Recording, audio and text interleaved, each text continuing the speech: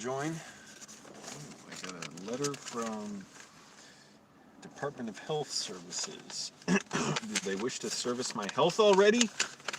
I called for a doctor's appointment months ago.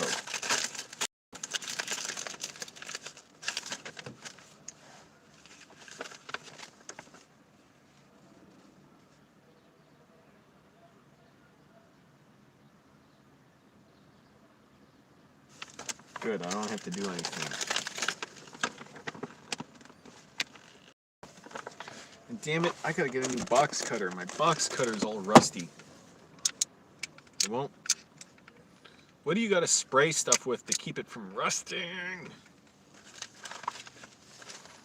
Won't extend any further than that.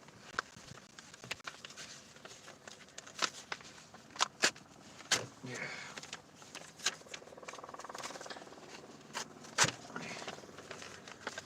Whatever. That's all it'll extend. It's so rusty. Yeah, I'll go to the dollar store. Get another one.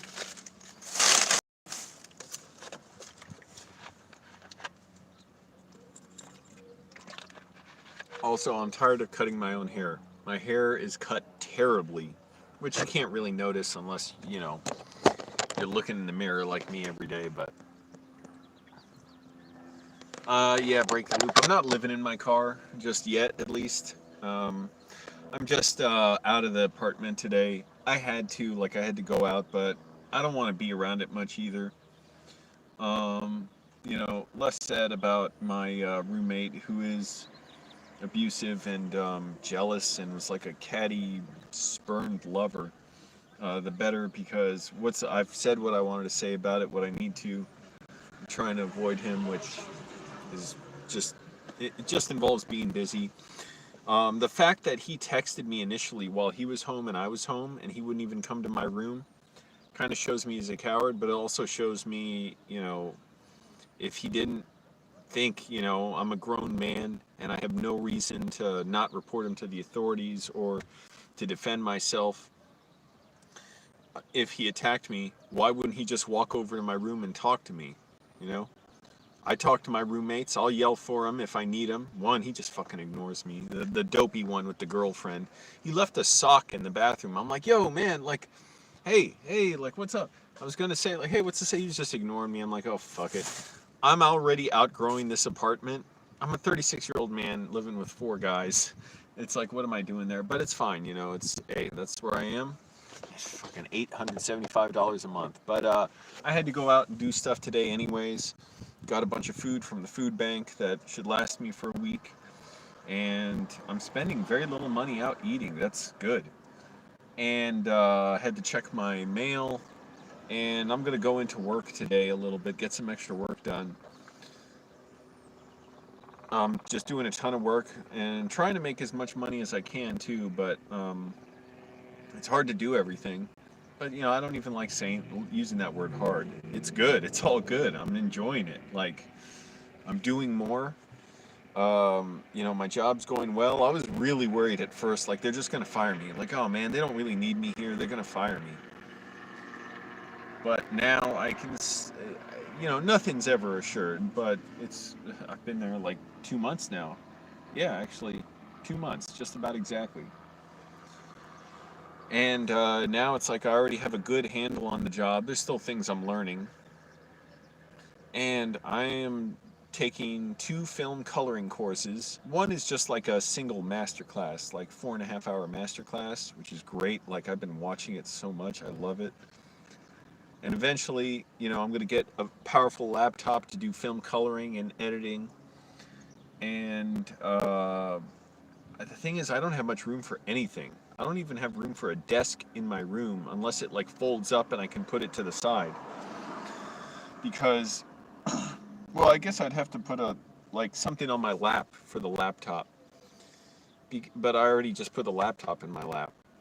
Because when I put the bed out, when I unfold my trifold bed, there's like nowhere to put anything. So I'd have to move the table out of the way if I had a table.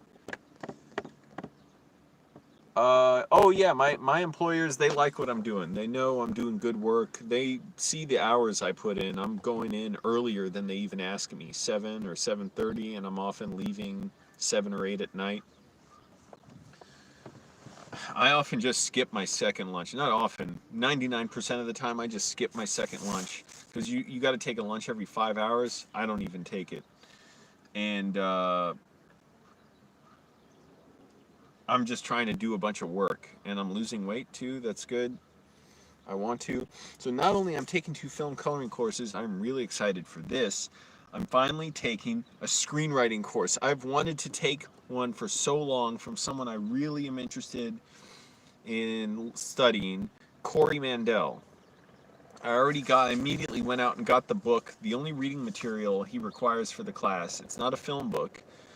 He recommends an article to read as well, so I'm going to read that, and also this book. I'm going to read some today, Mindset, The New Psychology of Success by Carol S. Dweck. And supposedly it talks about fixed mindset and growth mindset. So I'm really excited for that. I'll probably have to get a webcam. I don't yet have one, although I could use my phone. But I haven't even had time to do any of the live streaming stuff. I'm like, man, like all my time, it's either writing, watching film coloring at work whenever I have downtime. I'm doing all kinds of other studying while at work in the background because the film coloring, I can't watch it while I'm working. It's too distracting. I have to be focused on it. However, when I have downtime or when if I have a little break or a lunch break, and if I'm in there, I'll watch. But I try and watch it in big sections.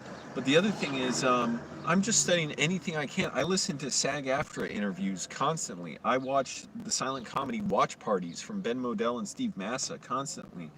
And they're always in the background. I'm not really absorbing a ton from it, but I know I'm getting something out of it.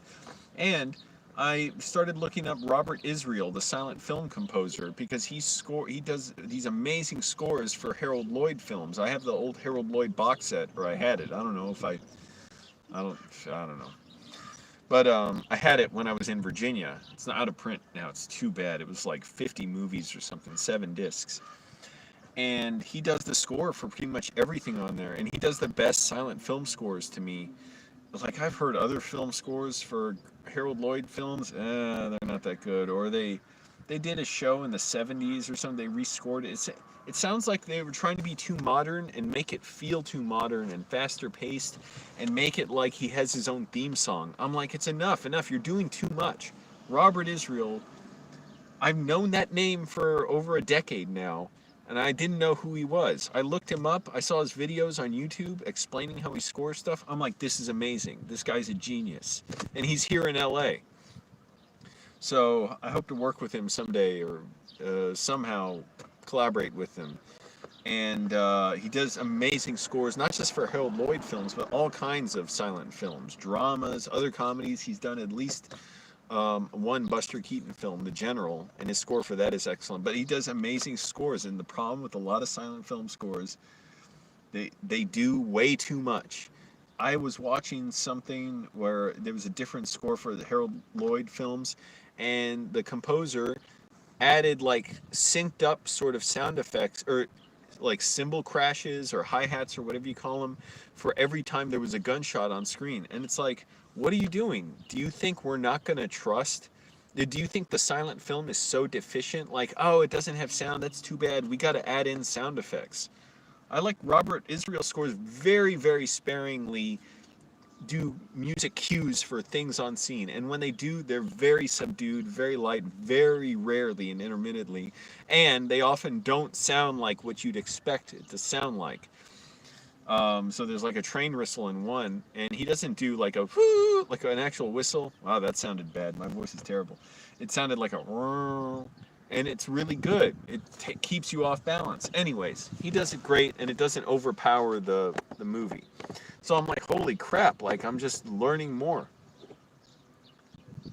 You have a folding table for laptops that you use in bed? Yeah, something like that might be what I would have to do. Leg heights are, yeah, I've looked up tables like that. I'm just not sure. Anything I go to buy, I'm like, do I really need this?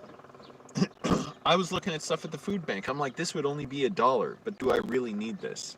If I don't, I just move on. So for now, I just have my laptop on my lap with, I have a copy of Hollywood Under Siege about the controversy and protests and violence that went around, that was directed towards the filmmakers on Martin Scorsese's The Last Temptation of Christ. It's a big hardback book. I use that, put my mouse pad on top and my mouse on my futon.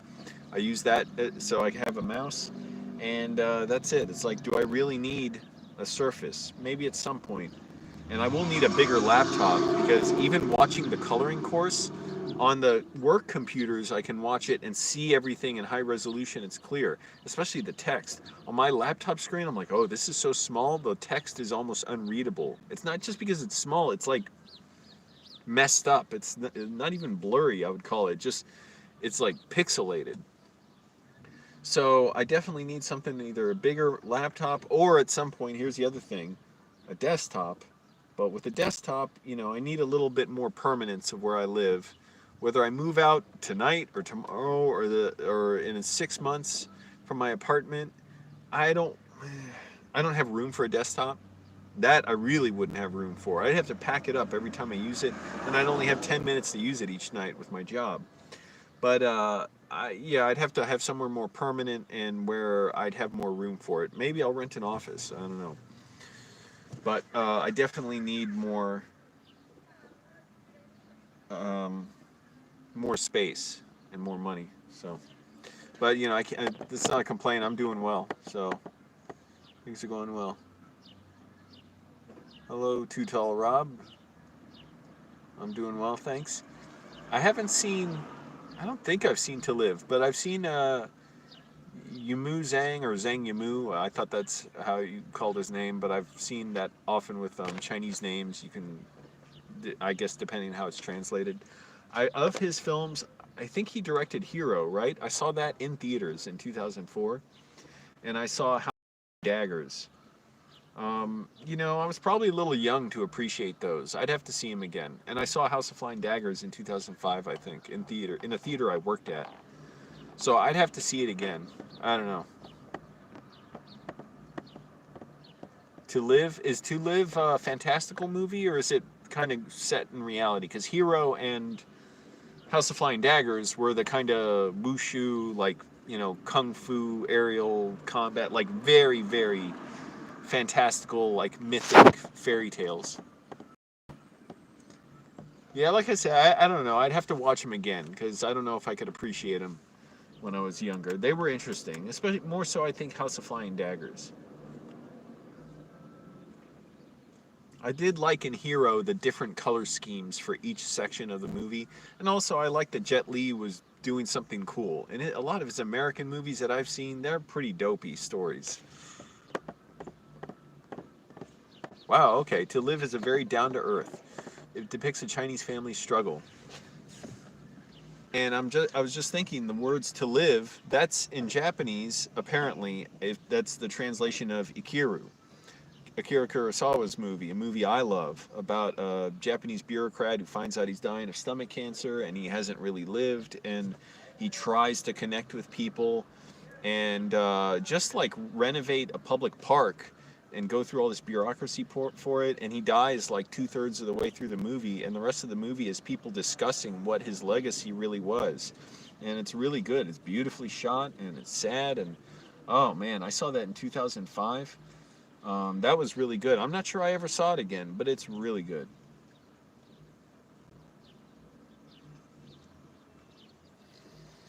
And kind of depressing, and you see Japan in the 50s, and it's funny. It's like, oh, they don't have the medical treatments they have now.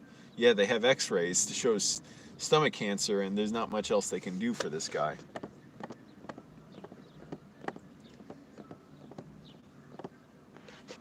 Click like, everyone, if you like the video. It helps me out. I'm trying to do a bunch to keep going, but I'm so excited. I'm taking my first screenwriting course at 36, and I'm really glad about that. It's something I want to do. I finally finished rewriting the screenplay for Cameron Crowe's Almost Famous. What I mean by rewriting, I literally retyped it out word for word. The reason I do that, and I feel shitty, I almost want to do it over, because I want to do it all like in several like 8-hour spans. I had to break it up a bunch because I didn't have time most days. And it's just because I learned from doing it. I learned from retyping out and experiencing the words of great screenplays. And I've done that for several other screenplays too, and I'm going to do it for several more. Mother is one I really want to do it for. And I'm trying to think what else, because I wrote them down, the ones I want to do. What the hell did I want to do? Mother? I think Gone Girl. I think I wrote that. Not I retyped out the screenplay. I have a list of screenplays to rewrite or to retype out. But Gone Girl, maybe Silence. Oh, The Aviator. That definitely I want to do. I learned a ton from that. 52nd script I've ever read. I'll never forget that. Man, that made such an impression on me. And I love the movie. I've seen it several times. But I learned key things from that screenplay that I was always having questions about. Like, how do you establish in a movie, how do you show someone's progress in their career without making it tedious and just showing them hunched over a desk working or turning a wrench? Because that's boring and you almost never see anything like that in The Aviator. And I learned it in The Aviator screenplay. What it does, that I realized, is here's how you do it in movies. This is a tip I learned.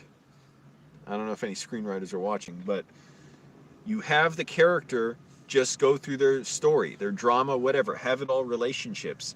Touch on the fact that they are this thing you're talking about once in a while. You don't have to, once you establish it, the audience knows that's who they are. Then, when they make progress in their career, after they've gone through a big dramatic struggle and overcome it, then you reward the audience with the scene of them having their new success, whatever it is, or their new downfall. So whenever Howard Hughes had a new plane, it came after drama. It did not come after a montage of him. There are no montages of him, struggling to build stuff. It's boring as shit. And it's not even drama. There's no conflict. It's not cinema. What am I thinking of? It's not cinematic. So have the drama, have the characters struggle with each other, with relationships, and overcome something. And then when they've overcome something, reward the audience with the big scene of whatever it is. Whether, it could be a martial artist, it could be a car racer, like a driver. What am I trying to say? Race car driver. Could be an athlete, could be a writer, could be a whatever that person does in their career. It could be some kind of CEO.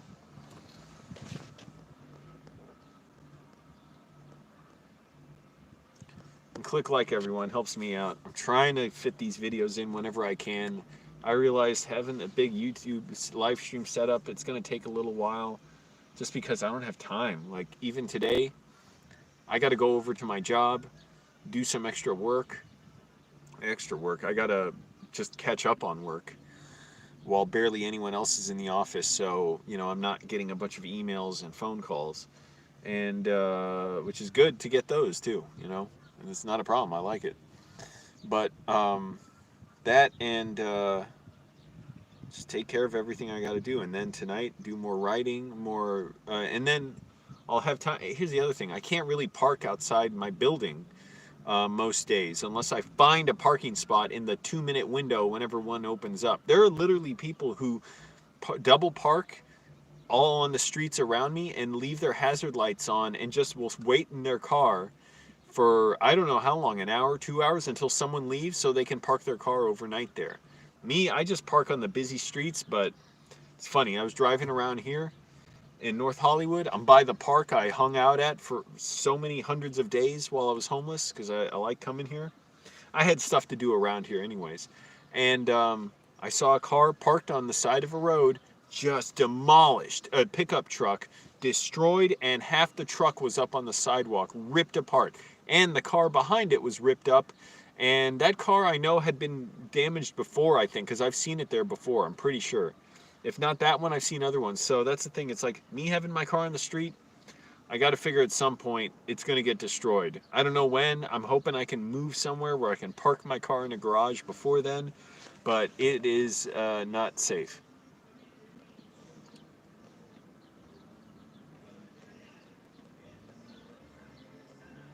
I don't know if 7 would be. I haven't read the screenplay for 7. The thing is, the screenplay you're going to find is probably different from the movie. And that, it's a different kind of story. It's not as dense in a way. It's kind of a simple story in a way. I love that movie, by the way. It's one of my favorite movies. But I would think it's a different kind of read. And also, I know they changed a decent amount from the screenplay to the film, especially the opening. I heard there was a big, like, police chase in the opening scene, and David Fincher was reading it, rolling his eyes, thinking, oh, I've seen this 1,000 times before. And that obviously was not in the finished film. So, I don't know. You'd have to read it for yourself. Let's see, I want to retype Mother, Gone Girl, The Aviator. I probably have at least 3 or 4 more.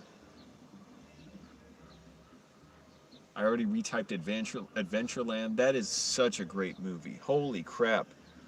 That is such an overlooked film. Because it was advertised as like a raunchy sex comedy, and it's not. It is not. It's a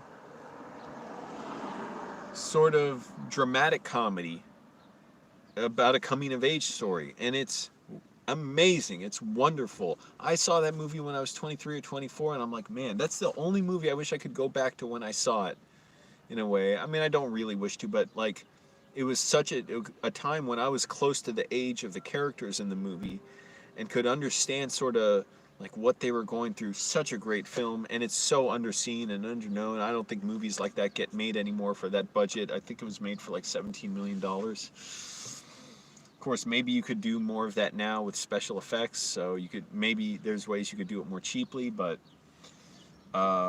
you know, they shut down, I mean, not shut down an actual theme park to do that, but they shot there in the winter in Pittsburgh, I guess, or whatever. And it's like, how many studios will take a chance on an original film like that, not an adaptation or a sequel or a remake? But it's a wonderful film, and the screenplay is wonderful too, and very close to the finished film. And if Greg Mottola only wrote and directed that movie his whole career, he would be a great director. He also directed Superbad, which Seth Rogen and Evan Goldberg wrote, which is great too. And I retyped that screenplay as well. That is a really good one. It's deceptive how good it is, and it seems, I don't know, seems like it's this dopey farce, but actually it's got a really good story. And not only that, it's surprisingly like engaging. Every beat has got a different, like an interesting, something interesting and exciting happening in it. Even though for like 50 pages, they don't even leave the high school yet. So you'd think, oh, this is just them hanging out. No, there's story happening in every single beat. Anyways, so looking forward to the screenwriting stuff. It's hard to make for everything, but you know, that's fine. I already said that once. No point in complaining about it again. And you know, at some point things will change, I'm sure. I don't know, at my job, they're trying to get somebody else in my department to help me out because I'm the only person there now. So I've got a ton of stuff to do, which is great. Hey, more overtime, but it'd also be good just to have more pay. And I like the overtime, but not to have to work quite so much overtime. And also have my own place, so I'm not worried about the dipshit abuser and parking on the street and just not having time for anything most days.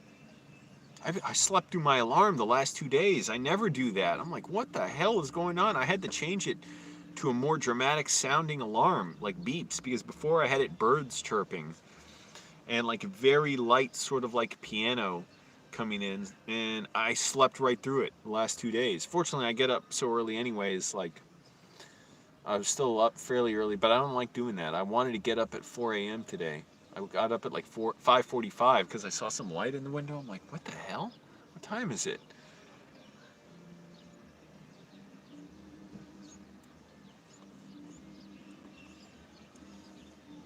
So, anyways, what's going on with you guys?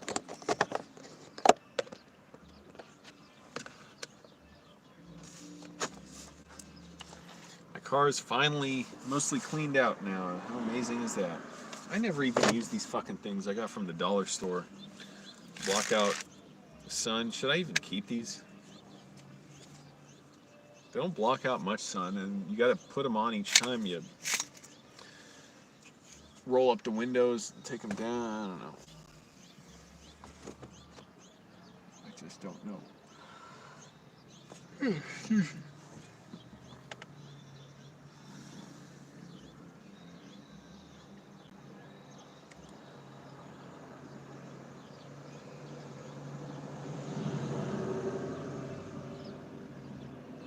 It'd be nice too to actually watch a movie once in a while, since I like movies a lot. Anyways, maybe I should see a drive-in movie sometime. I got a really good radio that it's back at the apartment, but it can take batteries, but it gets a clear signal, unlike the piece of junk I've kept in my car that I got from Sony for like $20. But it requires some AA batteries. Not AA. What are the big ones? D batteries. But some drive-ins, they make you tune your radio to a certain station. I don't want to leave my car's battery running for 2 hours, so I'll just bring that if I have to bring that to a drive-in. But I'm sure once I go to a drive-in, I'm going to be like, it wasn't that big a deal. That's the thing about those experiences. Plus, it can be $50 or $60 for a drive-in, at least for now. I'd rather just put that into something that I, need. Like a new phone at some point.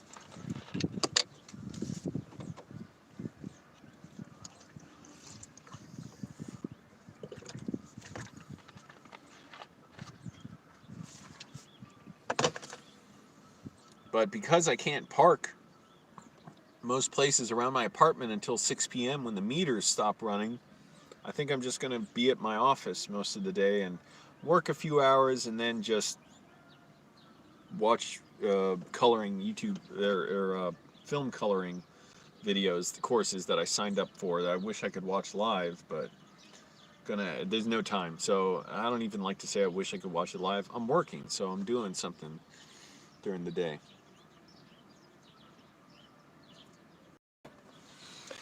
And click like. Don't make me remind you again, everybody. Click like, because that gets YouTube's algorithm to help the channel out, and I gotta feed the algorithm. I gotta feed it more videos and more likes. Because ultimately, it'd be good if YouTube was my own movie studio, my own self-financing. I'm not worried about that, cause that's not even a goal of mine. It'll happen when YouTube chases me for that, because I just put up, good stuff. But, it's just one thing I'm trying to keep going, even though I'm so busy.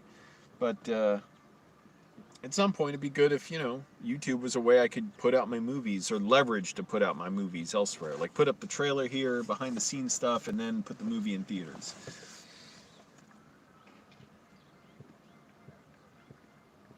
Something like that. Or put up links here for you to get, special screening tickets or whatever. Get a free Greek kulyaraka whatever cookie from my mom. Send it in a brown paper envelope to your house.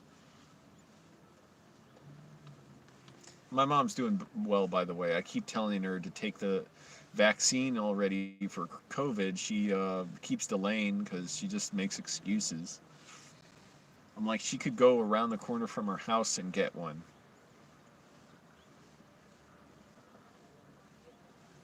I was talking to her today about that. And I already got my first vaccine shot. I'm getting my second one next week.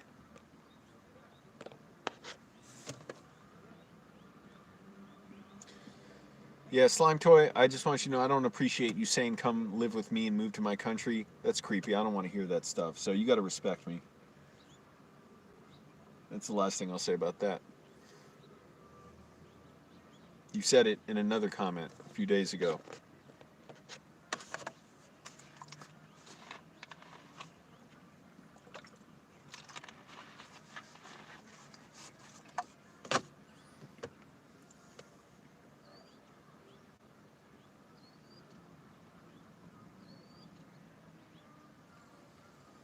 Gotta wash my jacket and my pants again.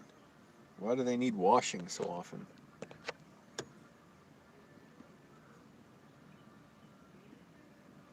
In my car.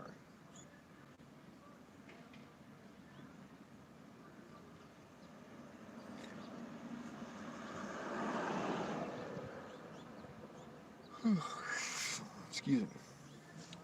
So what else do you want to know? What else is there to even say? I just talked about everything for 30 minutes.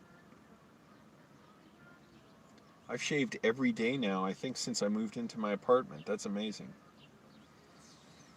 So it's so much easier to shave with a sink. I wonder how much I'm going to pay on the electricity bill this month. We pay electricity split up between all of us, but we only pay it every 2 months, so I haven't had a chance to see how much the electricity bill is yet. Oh, and you know what the most punk-ass maneuver my abusive roommate did was? He bitched out at me in my text messages and was acting like a scorned lover, like, oh, you didn't even try this trading system that long. I'm like, pull yourself together, man. I've gone through worse problems with more dignity. And then I come home and he's sitting out and he's using my, which I didn't have a problem with, but because I'm like, oh, good, now I feel bad for him. He was using my LED strip lights that you all gave me the idea for that I put up. He was sitting out on the balcony, smoking. So I'm like, you fucking little, you have no self-respect. If I disrespected someone like that, I wouldn't be trying to use their stuff. Me, I don't care. I'm glad because that shows like what a coward you are. So anyways, I don't know if he's actually going to move out soon or not. He said he was moving into a high-rise apartment, and he even showed me a video of the place. It was a beautiful place, but I have no idea when he's doing that. So, hopefully it'll be soon. Hopefully next month, and I just won't even hear about him.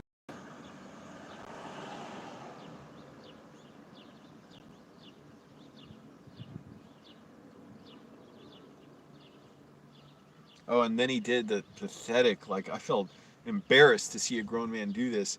Like, please don't talk to me about business or anything again. I want to be like, dude, you texted me. I don't care about any of this stuff. If I wanted your approval, I would have checked with you before I quit.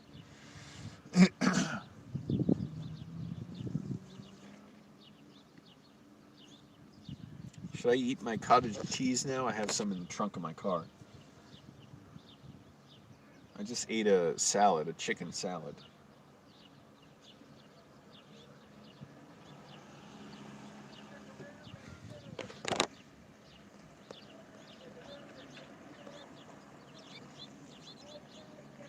What's your name? Young Daleks? Thanks, Young Daleks. Where do you live? I don't know. Do you have a room open?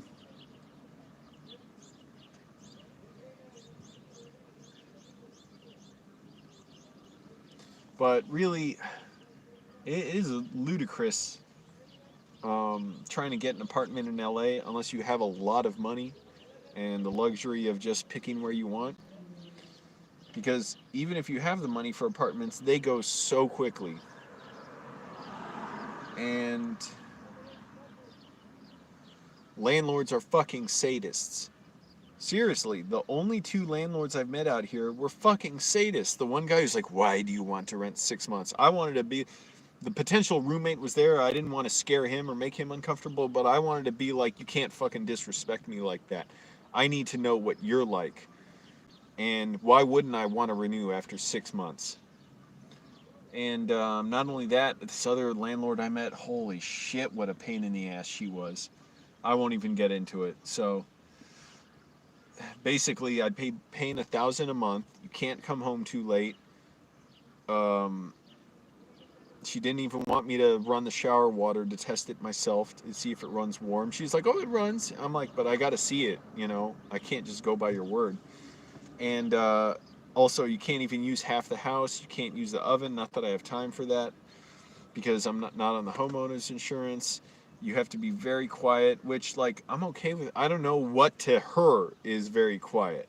That's the thing. I don't know if walking around is making too much noise because she seemed like very, very, um, whatever the word is about that, very strict about that, and cleanliness, which I'm strict about that too, but I let stuff go as well. And usually, at least in my apartment, stuff's cool because it's like, yeah, people don't clean quite as well as they should, but within a day, the kitchen is cleaned. Other people's mess. I always clean up after myself. And there were no cleaning, well, there were cleaning supplies. There were no paper towels. There was no kitchen towel. There was no hand soap. And in the bathrooms, well, there was one really pathetic hand soap bottle, but none of that stuff until I brought it in. And now people are bringing in their own paper towels. It's funny. It's like fucking cavemen. It's like the apes in one. Like, oh, I don't want to compare people to that, but it's like, oh, like once one person touches the monolith, they all do. It was like, once one person gets paper towels, like, oh, this is a good idea. Oh, let's do that. Next person get paper towels.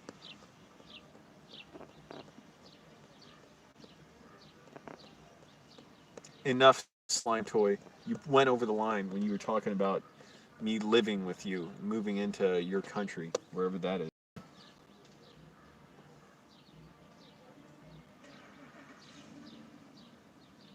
Go ahead, say whatever you want.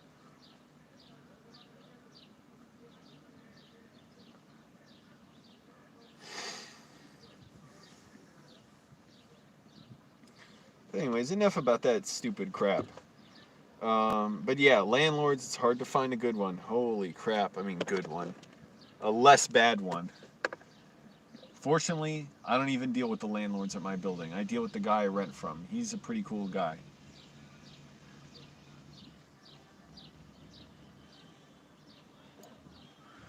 But it's just weird what you get yourself into when you're around people. It's like that's why I try and be distant in a way. I can't help it, but be more involved with people.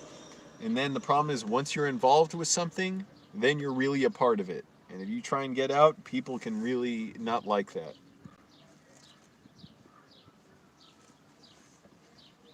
Or they start wanting more from you just because they know you.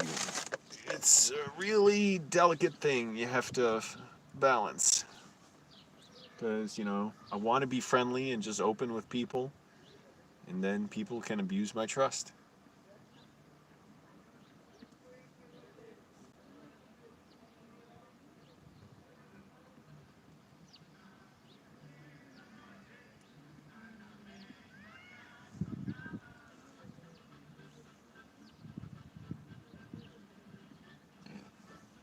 It's weird being here in the spot where I spent this very spot on the street.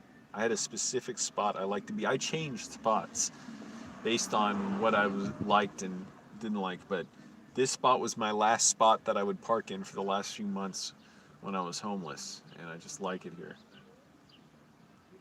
Practical reasons, really. It's a certain distance from the, pull-up bars. It's close to a restaurant I want to go to. Few more than one restaurant.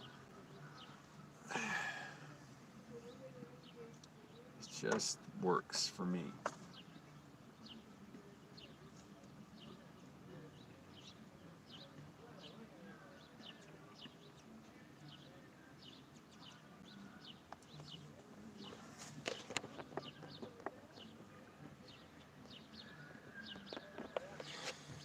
I gotta wash my jacket. I got some brown shit on it. What the hell is this? I think this is from sardines.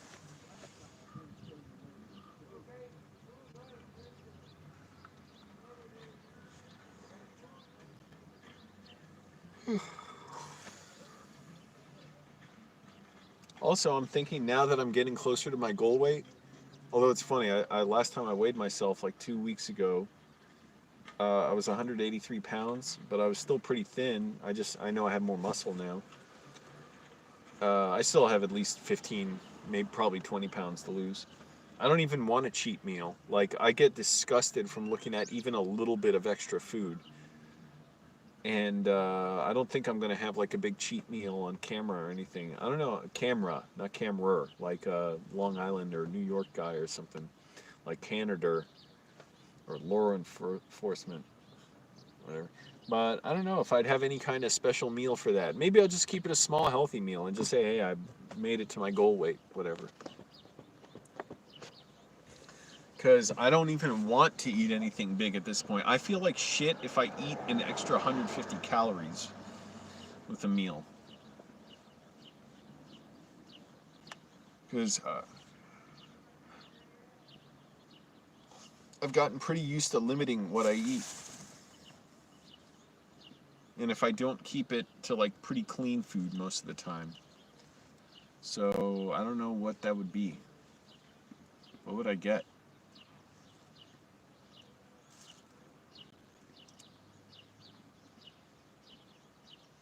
I don't think I ate out once this week except for today while I'm out here in North Hollywood.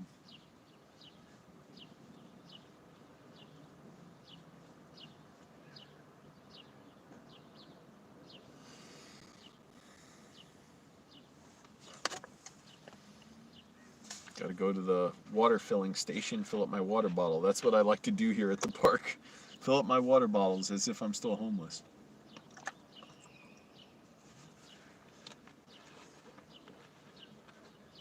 Maybe I should get a vegetable smoothie. There's a few places around here that offer those. I can get like a beet juice one.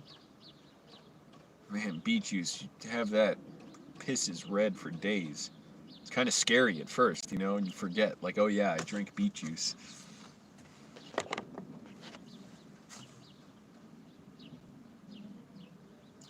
And at home, I don't even have time to microwave a potato for 15 minutes.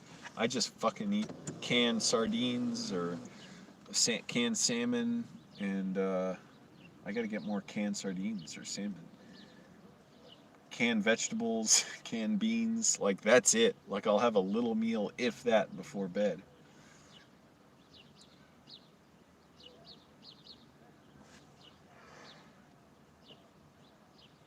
Oh, excuse me.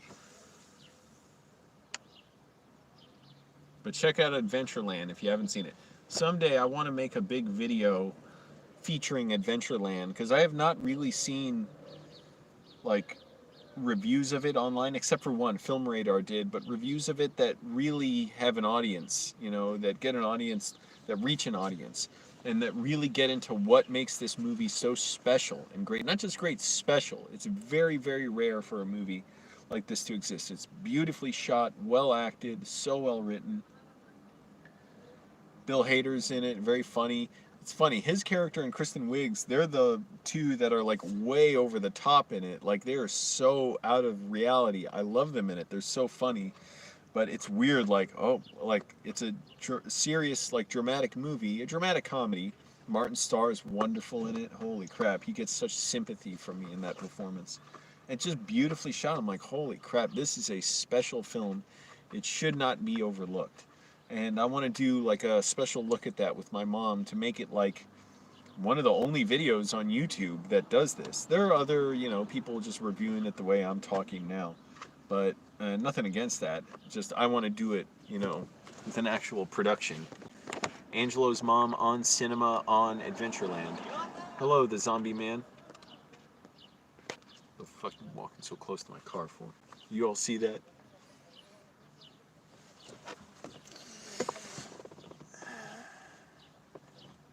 Zombie Man. I was watching an interview with Patrick Stewart and Ian McKellen, and it was funny. Ian McKellen was saying about working in New Zealand on, I guess it must have been Lord of the Rings. I forget if he worked on another movie there, but obviously everybody, that's the big one, is Lord of the Rings. He said, it's funny, you go to New Zealand, you think they're like us because they speak English, you know, they kind of sound like us. He's like, but they're not like us. They're better than us.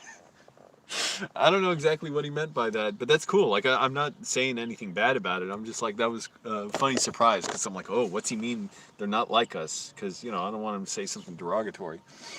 So anyways, that was cool.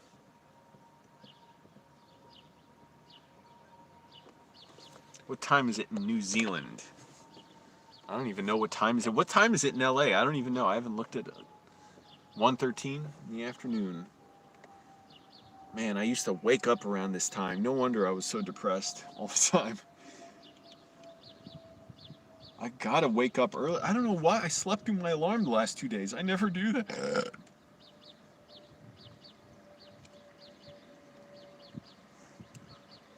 And next week I get my second vaccine, but I gotta get my mom to take the vaccine. Holy crap, she's just so lazy about it. That's all it is. She's like, oh, I'll do it when I do it. It's like her saying when, or I think she just doesn't want to. That's what it is. It's like her talking about her bathroom curtain when the neighbors could see me pissing and wiping my ass because the bathroom curtain was totally see-through, and I'm taller than her, so I could see down to the neighbors, but she can't see out there because she's shorter. And she kept saying, "Oh, definitely, I'll get it today. I'll get it tomorrow." Never got it. It's been 10 years. She never got it. I guarantee I could go back to Virginia today and do it, and she'll never do it. 8:13 in the morning. Click like over in New Zealand. Get the New Zealanders watching. How many people in New Zealand actually watch? Maybe I should do live streams for different time zones. Get one for kind of East Europe, Central Europe, Western Europe. Do 50 different ones for all around the world. Hit every region of the world. Do a bunch of different ones for Russia. Russia alone, that's a big one. China. Brazil. Do them for Zimbabwe. Do it for.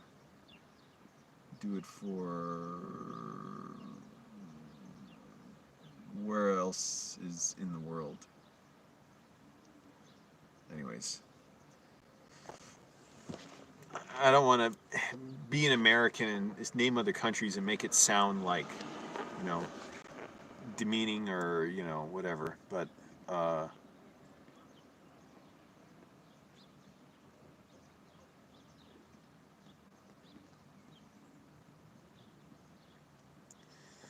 anyways, do them for all over the world. Why not?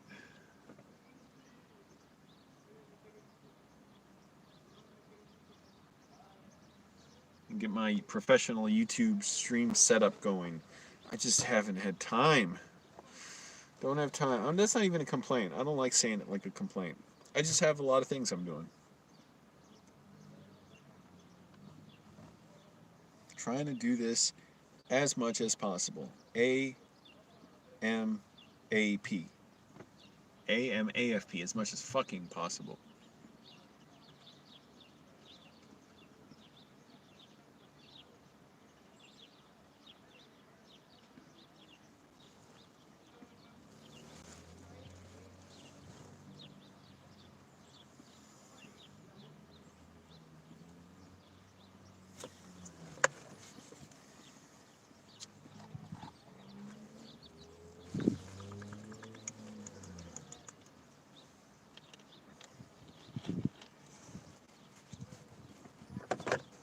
I forget if I wrote that I want to retype out the Dark Knight screenplay, but maybe I do want to do that. I can't remember.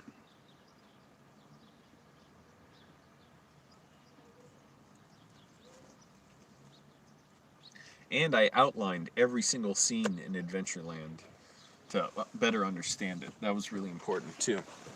To me, when if I just look at the notes of that movie, I get the feeling of watching the movie too. It is so, you know, exciting to me, special, you know, whatever. I don't like talking about it too much.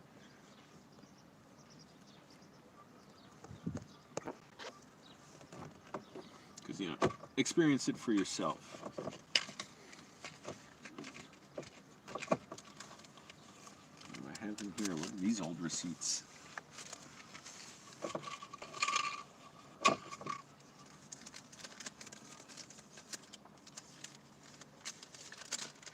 AutoZone receipt.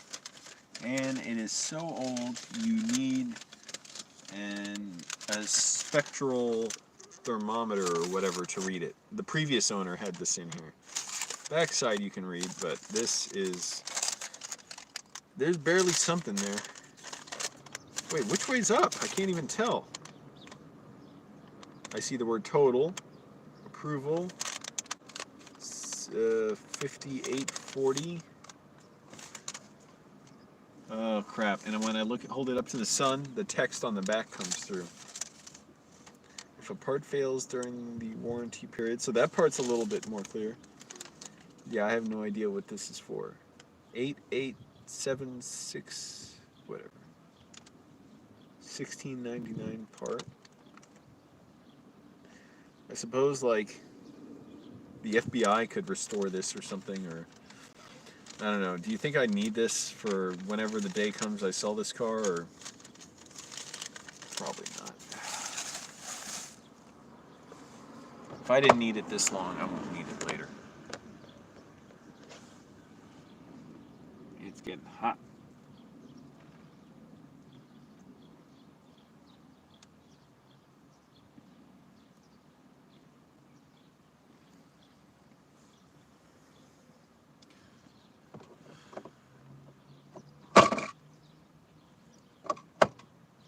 Live streams for all over the world. What do you say? Oh, time for that.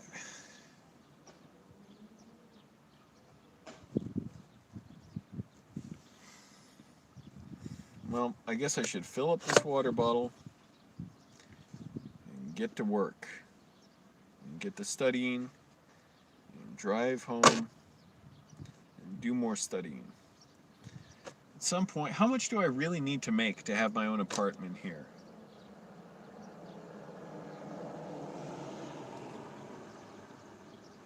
I'm making more money steadily than I ever did in my life. It's still not a massive amount, though. It's still not enough to really live, but it's great. Like, I'm good on money now. Like, holy crap, I can buy food, I can get gas, and not have to worry about it. But, I'm trying to think, like, if an apartment could easily run, you know, $1,700, $1,800, hell, it could run that back in Virginia.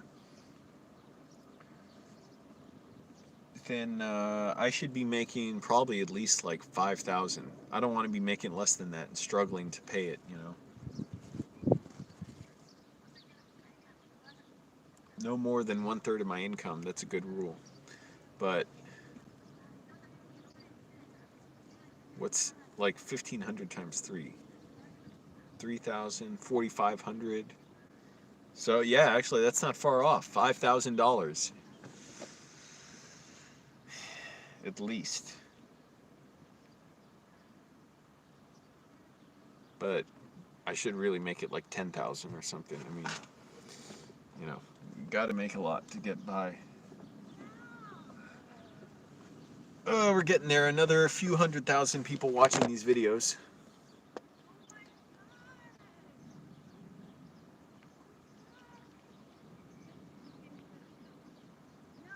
How far is South? Yeah, I could get a cheap place in South Central. How far is that, though, from Hollywood? That's the thing. I don't want to commute far. I could get a cheaper place in other areas, too. East LA, North Hollywood. But I don't want to freaking even have to get on the highway to drive there. I like to be close to work. That is worth it for me to have that extra time.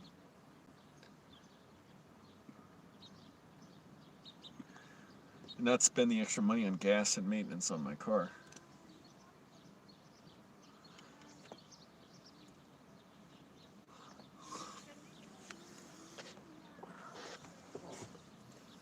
So I'd rather stay around Hollywood if I can.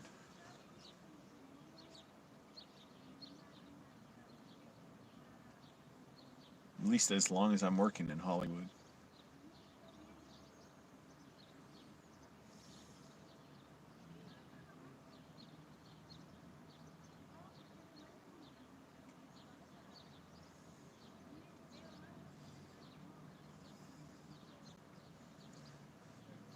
I gotta lower the windows more. Holy crap. It's foggy all morning and cool, and now it's getting hot. The sun's out. Anyways, I'm gonna get going in a minute.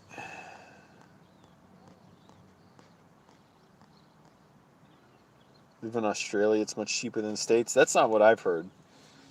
I knew somebody who moved to Australia from another continent. I said that weird.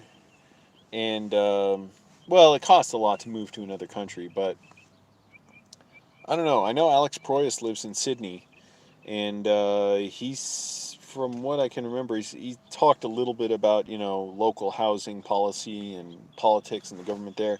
Seems to suggest it's pretty expensive to live there.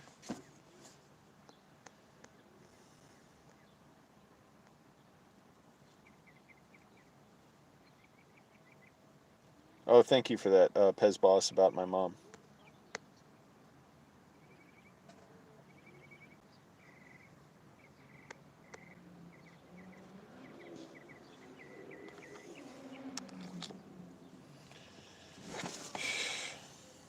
That just fell down. All right, any last thoughts before I go?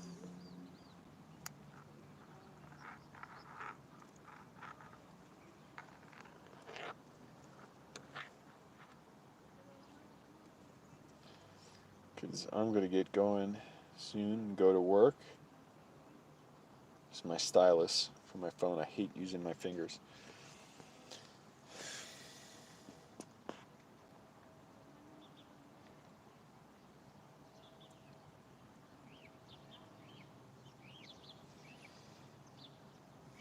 But going to work and study some film coloring and do some reading, I suppose. I'm trying to get 6 or 7 hours of sleep at night. That seems to be a good amount. No longer getting 10 hours of sleep at night. That's out of the question. But 6 or 7, and I'm good.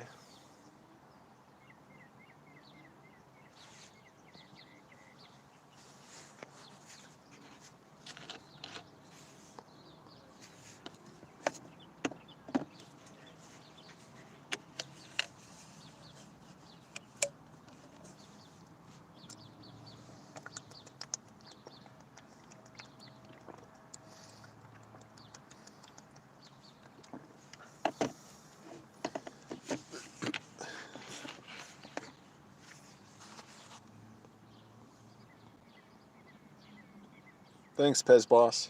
Appreciate it. And thank you for your comments about me as well as my mom.